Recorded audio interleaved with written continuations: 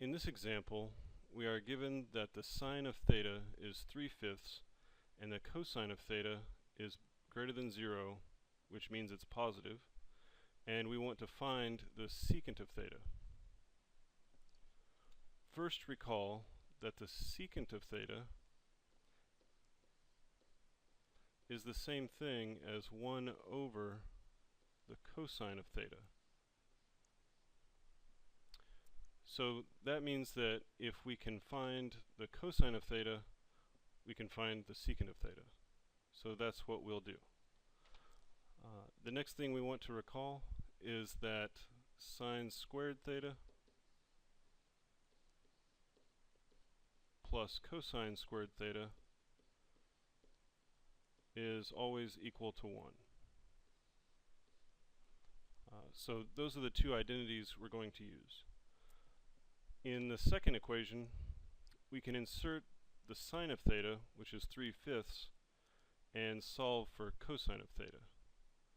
So that's 3/5 squared plus cosine squared equals 1. Squaring the 3/5 gives us 9/25.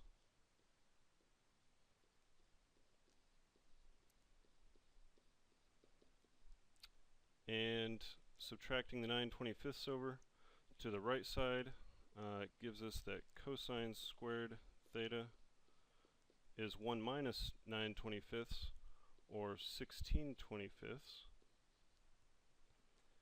And then square rooting both sides gives us that the cosine of theta is plus or minus the square root of 16 over 25. Or in other words, plus or minus 4/5.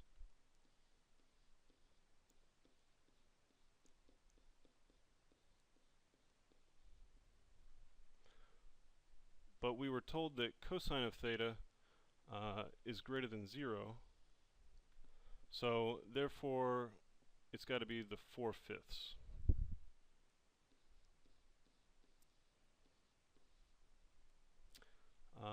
So now that we know what cosine is, we can go back to our first identity and find out what secant is. So secant of theta is 1 over 4/5, which is 5/4. And that's that.